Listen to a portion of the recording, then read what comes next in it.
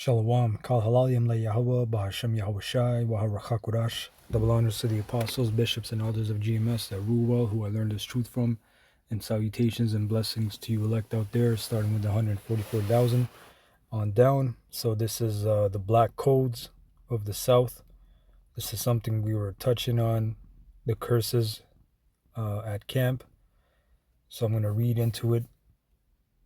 Right, it says black codes were restrictive laws passed by southern states in 1865 to 66, immediately after the Civil War, to restrict the freedom of black people and force them back into labor, maintaining a white supremacist social order. These laws, which replaced slave codes, severely limited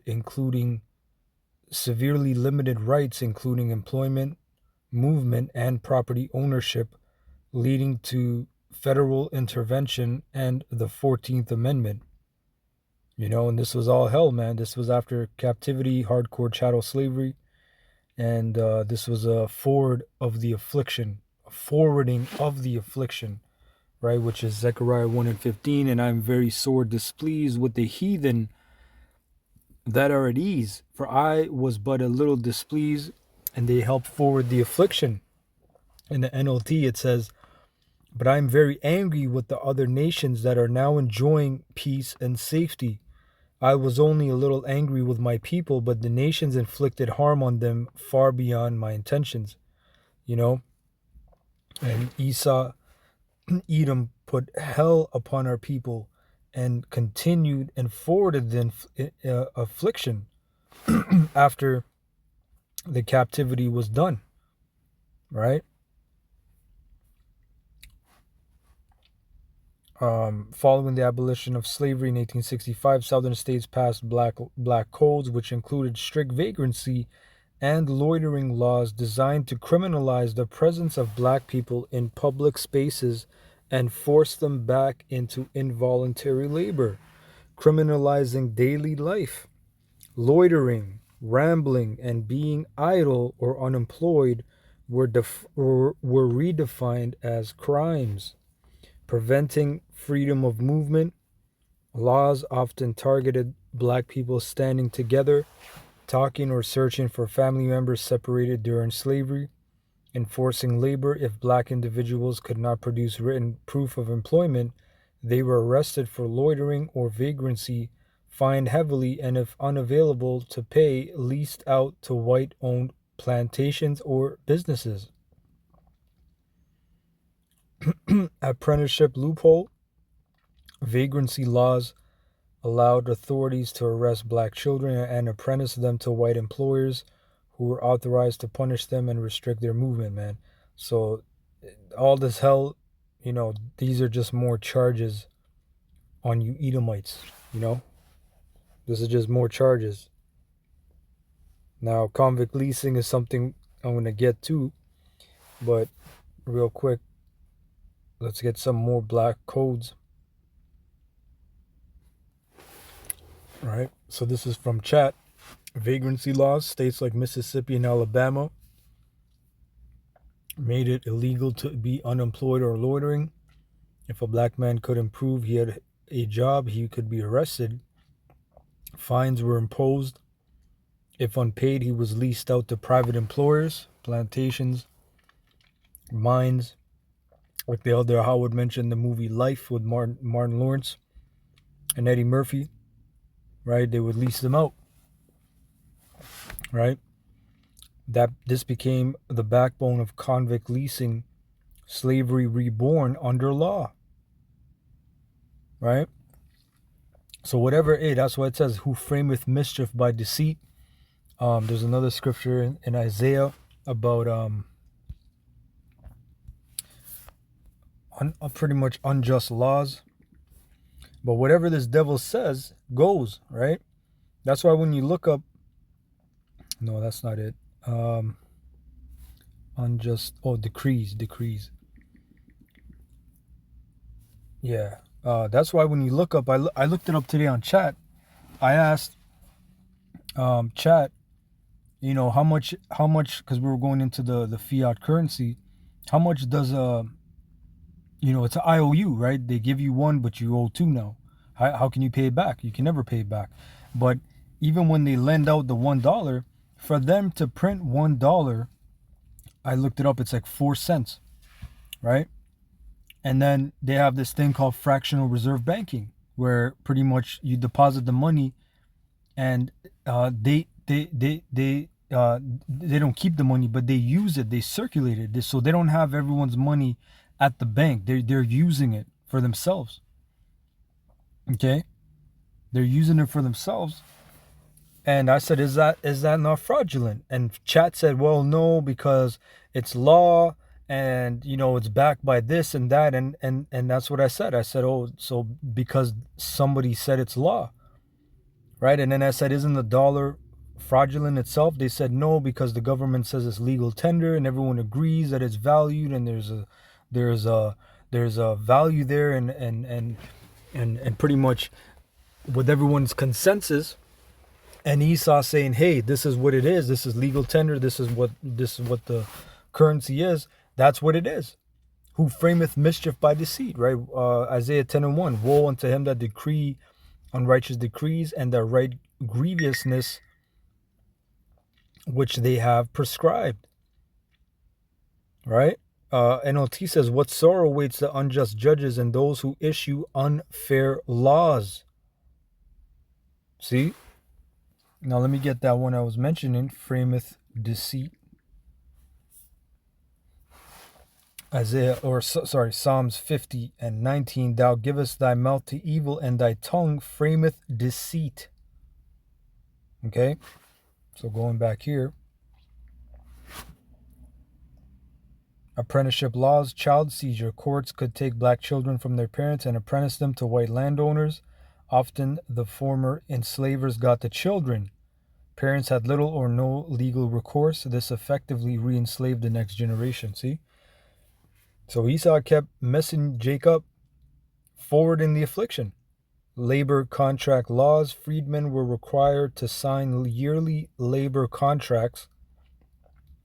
Leaving early could lead to arrest or loss of wages.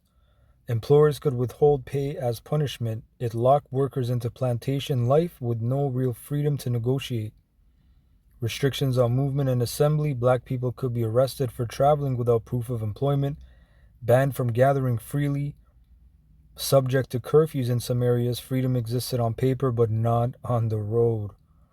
Weapon bans. Many states barred black citizens from owning firearms, right? This left them defenseless in a violent and hostile environment. Meanwhile, groups like the KKK operated with little restraint. Unequal justice system. Black people were often barred from testifying against white people, so forth and so on. But the points were in the earlier mention about the black codes. Okay, so Esau would fucking arrest you for loitering, standing on a damn corner, man. Put you back into captivity, just like this prison industrial complex, right? It's just another business for Esau, and you Jakes are the stock. You're the inventory, and it's another method of oppression. I'll put it that way, right? It's another method of oppression. Now, I mentioned convict leasing was a system of forced penal labor that was practiced in the southern United States, where private individuals and corporations could lease labor from the state in the form of incarcerated people, nearly all of whom were black. Right?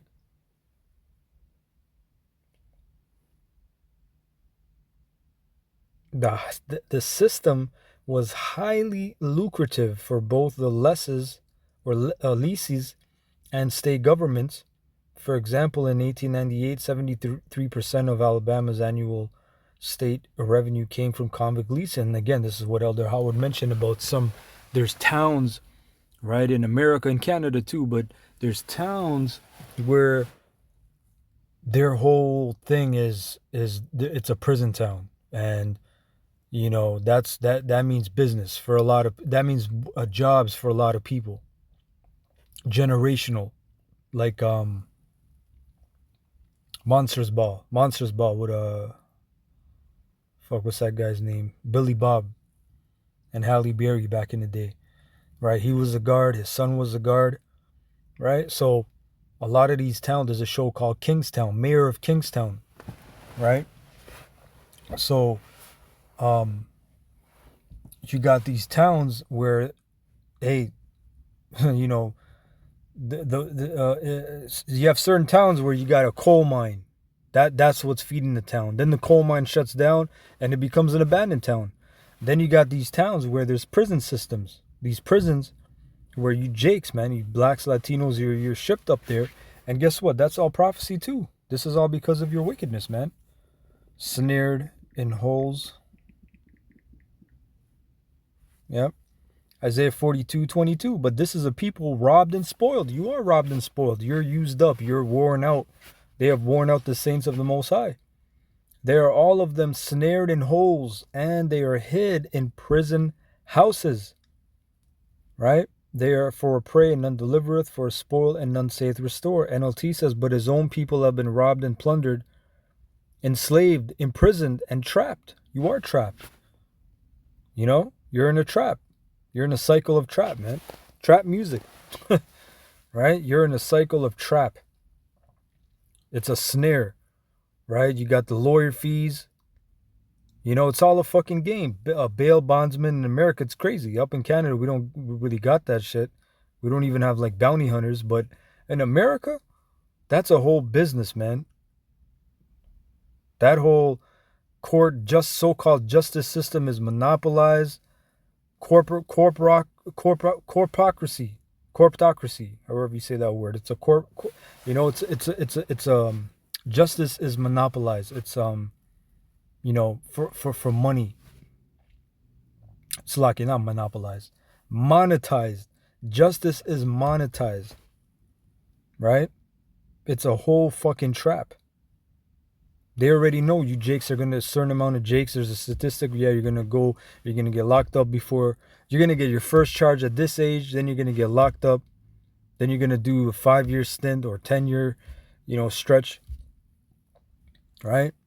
And most likely you're going to be a recidivist, you're going to be in a cycle of recidivism, meaning you're going to keep committing those same acts and have a whole fucking list of charges for the judge to read. You're going to keep going in and out, right? They are fair game for anyone and have no one to protect them and no one to take them back home. Damn.